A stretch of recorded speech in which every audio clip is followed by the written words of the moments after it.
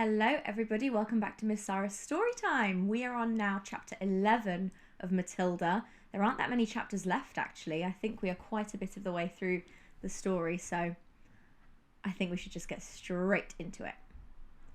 Chapter 11, Bruce Bogtrotter and the Cake. How can she get away with it? Lavender said to Matilda. Surely the children go home and tell their mothers and fathers. I know my father would raise a terrific stink if I told him the headmistress had grabbed me by the hair and slung me over the playground fence. No, he wouldn't, Matilda said, and I'll tell you why. He simply wouldn't believe you. Of course he would. He wouldn't, Matilda said, and the reason is obvious. Your story would sound too ridiculous to be believed, and that is the Trunchbull's great secret. What is? Lavender asked. Matilda said, never do anything by halves if you want to get away with it. Be outrageous. Go the whole hog. Make sure everything you do is so completely crazy it's unbelievable. No parent is going to believe this pigtail story, not in a million years. Mine wouldn't. They'd call me a liar. In that case, Lavender said, Amanda's mother isn't going to cut her pigtails off. No, she isn't, Matilda said. Amanda will do it herself. You see if she doesn't. Do you think she's mad? Lavender asked. Who? The Trunchbull. No, I don't think she's mad, Matilda said, but she's very dangerous. Being in this school is like being in a cage with a cobra. You have to be very fast on your feet. They got another example of how dangerous the headmistress could be on the very next day. During lunch, an announcement was made that the whole school should go into the assembly hall and be seated as soon as the meal was over. When all 250 or so boys and girls were settled down in assembly, the Trunchbull marched onto the platform. None of the other teachers came in with her. She was carrying a riding crop in her hand. She stood up there on centre stage in her green breeches with legs apart and riding crop in hand, staring at the sea of upturned faces before her. What's going to happen? Lavender whispered. I don't know, Matilda whispered back. The whole school waited for what was coming next. Bruce Bogtrotter, the Trunchbull barked suddenly. Where is Bruce Bogtrotter? A hand shot up among the seated children. Come up here, the Trunchbull shouted, and look smart about it. An 11-year-old boy who was decidedly large and round stood up and waddled briskly forward. He climbed up onto the platform. Stand over here, the Trunchbull ordered, pointing. The boy stood to one side. He looked nervous. He knew very well he wasn't up there to be presented with a prize. He was watching the headmistress with an exceedingly wary eye, and he kept edging further and further away from her with little shuffles of his feet, rather as a rat might edge away from a terrier that is watching it from across the room. His plump, flabby face had turned grey with fearful apprehension. His stockings hung about his ankles. This clot, boomed the headmistress, pointing the riding crop at him like a rapier. That's a sword. This black head, this foul carbuncle, this poisonous pustule that you see before you is none other than a disgusting criminal, a denizen of the underworld, a member of the mafia. Who? Me? Bruce Bogtrotter said, looking genuinely puzzled. I would look puzzled too if people described me that way. A thief, the Trunchbull screamed. A crook, a pirate, a brigand, a rustler. Steady on, the boy said. I mean, dash it all, headmistress. Do you deny it, you miserable little gumboil? Do you plead not guilty? I don't know what you're talking about, the boy said, more puzzled than ever. I'll tell you what I'm talking about, you suppurating little blister, the Trunchbull shouted. Yesterday morning, during break, you sneaked like a serpent into the kitchen and stole a slice of my private chocolate cake from my tea tray. That tray had just been prepared for me personally by the cook. It was my morning snack. And as for the cake, it was my own private stock. That was not boys' cake. You don't for 1 minute think I'm going to eat the filth I give to you. That cake was made from real butter and real cream. And he, that robber bandit, that safecracker, that highwayman standing over there with his socks around his ankles, stole it and ate it. I never did, the boy exclaimed, turning from grey to white. Don't lie to me, bog-trotter, barked the Trunchbull. The cook saw you. What's more, she saw you eating it. The Trunchbull paused to wipe a fleck of froth from her lips.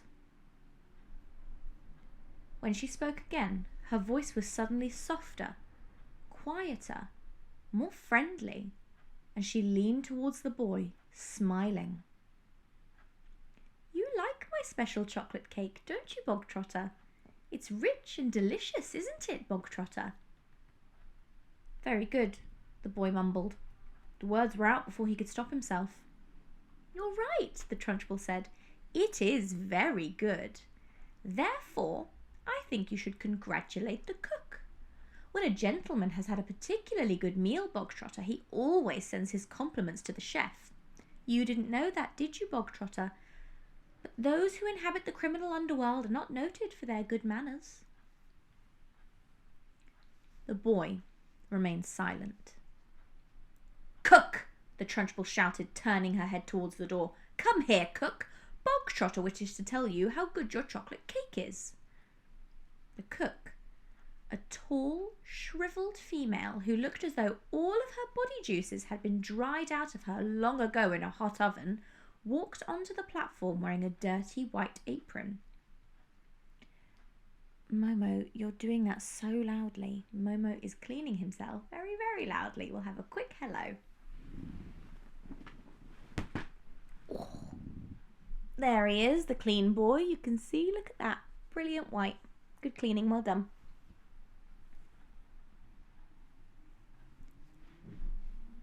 Sit down.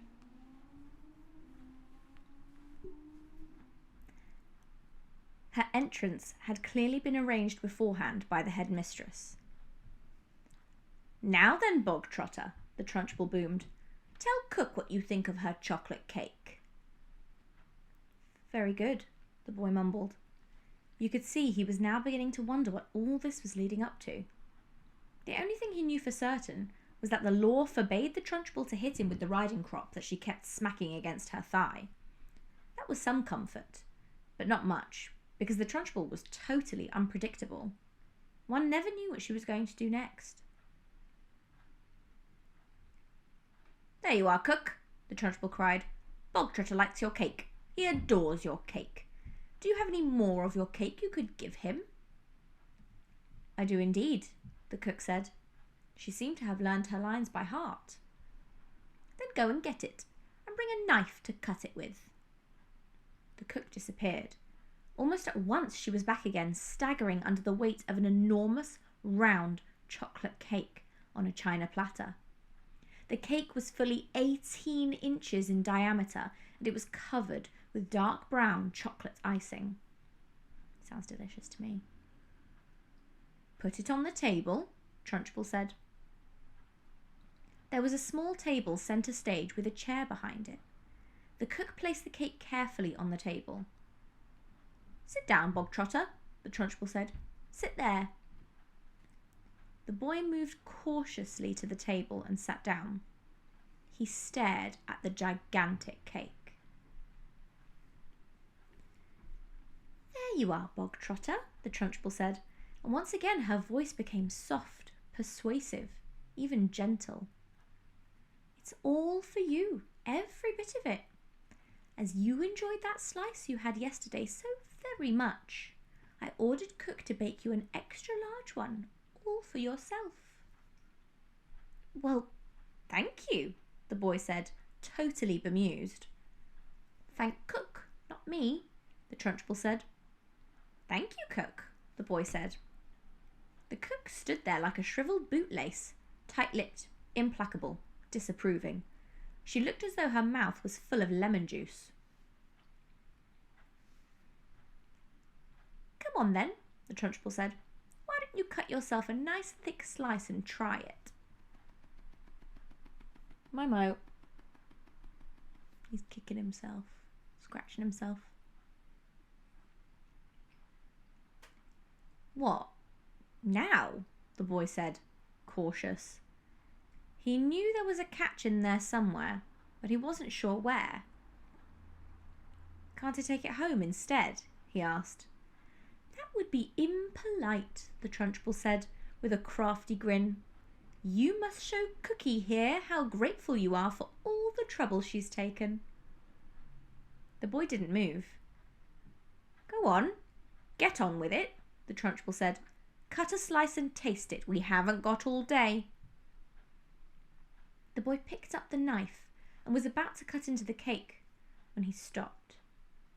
He stared at the cake, and he looked up at the Trunchbull, and then at the tall, stringy cook with her lemon juice mouth. All the children in the hall were watching tensely, waiting for something to happen. They felt certain it must. The Trunchbull was not a person who would give someone a whole chocolate cake to eat just out of kindness. Many were guessing that it had been filled with pepper or castor oil or some other foul-tasting substance that would make the boy violently sick.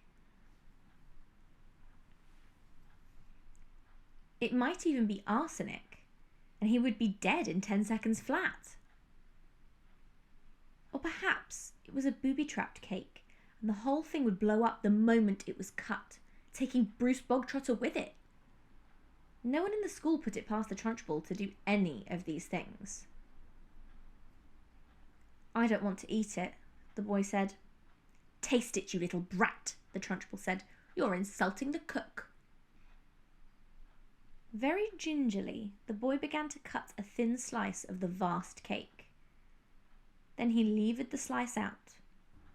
Then he put down the knife and took the sticky thing in his fingers and started very slowly to eat it. "It's good, isn't it?" the Trunchbull asked.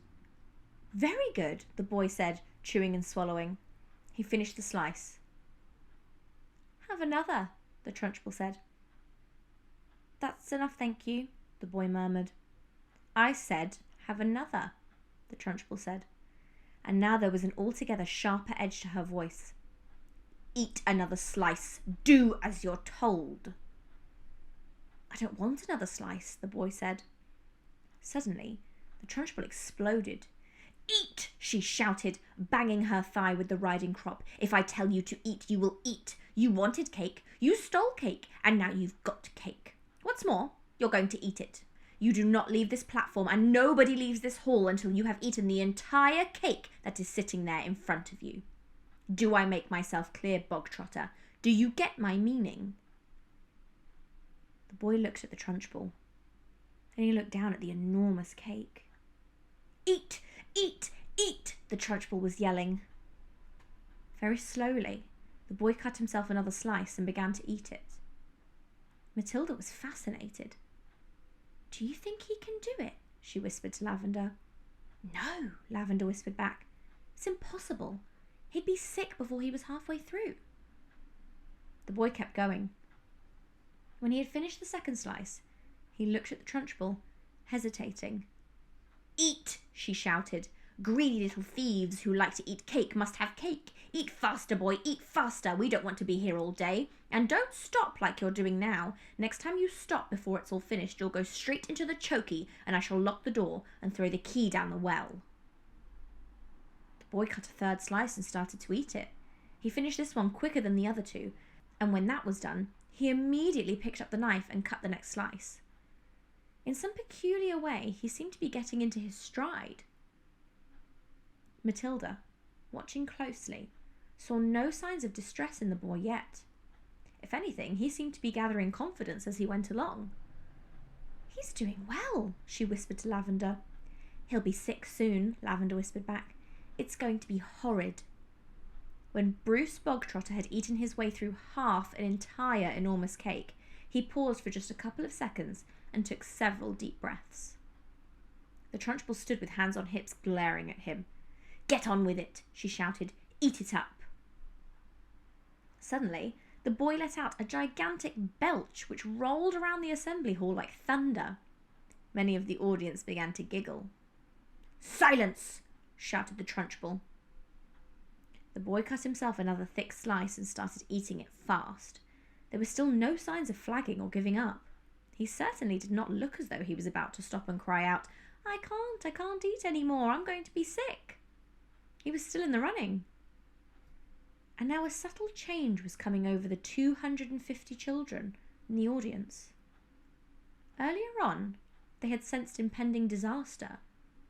They had prepared themselves for an unpleasant scene in which the wretched boy, stuffed to the gills with chocolate cake, would have to surrender and beg for mercy, and then they would have watched the triumphant Trunchbull forcing more and still more cake into the mouth of the gasping boy. Not a bit of it. Bruce Bogtrotter was 3/4 of the way through and still going strong. One sensed that he was almost beginning to enjoy himself. He had a mountain to climb, and he was jolly well going to reach the top or die in the attempt. What is more, he had now become very conscious of his audience and of how they were all silently rooting for him. This was nothing less than a battle between him and the mighty Trunchbull. Suddenly, someone shouted, "Come on, Brucey, you can make it!" The Trunchbull wheeled around and yelled, "Silence!" The audience watched intently. They were thoroughly caught up in the contest. They were longing to start cheering, but they didn't dare. "I think he's going to make it," Matilda whispered. "I think so too," Lavender whispered back. "I wouldn't have believed anyone in the world could eat the whole cake that size." "The Trunchbull doesn't believe it either," Matilda whispered. "Look at her. She's turning redder and redder. She's going to kill him if he wins." The boy was slowing down now. There was no doubt about that. But he kept pushing the stuff into his mouth with the dogged perseverance of a long-distance runner who has sighted the finish line and knows he must keep going.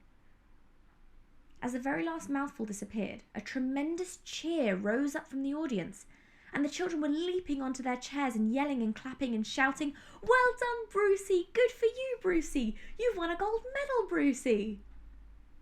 The Trunchbull stood motionless on the platform. Her great horsey face had turned the colour of molten lava, and her eyes were glittering with fury. She glared at Bruce Bogtrotter, who was sitting on his chair like some huge, overstuffed grub, replete, comatose, unable to move or to speak. A fine sweat was beading his forehead, but there was a grin of triumph on his face.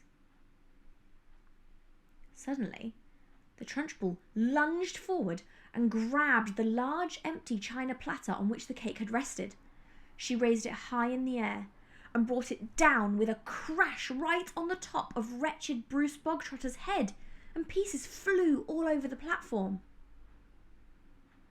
The boy was by now so full of cake, he was like a sack full of wet cement, and you couldn't have hurt him with a sledgehammer. He simply shook his head a few times and went on grinning. "Go to blazes!" screamed the Trunchbull, and she marched off the platform, followed closely by the cook. Goodness me, that is the end of chapter 11. So finally we see someone enact a bit of revenge on the Trunchbull. One of her punishments finally didn't work. I absolutely love this chapter, mainly because I absolutely love chocolate cake, and I think I would have loved to be Bruce Bogtrotter. So I have one question or sort of little project for you to do for this lesson, if you'd like. I'd like to know, what food do you think you could eat all of in one sitting? Now, you could write up a recipe for that food. You could make that food and send me a picture of it. Or you could draw a picture of that food if you'd like. You could do all of those things even. But I would love to see what you think you could eat a whole lot of. I think mine would probably be a pizza, a gigantic cheesy pizza. So that is it for chapter 11 of Matilda. I will see you in a few days for chapter 12. All right, everybody, have a fan-dabby-dozy day. Bye.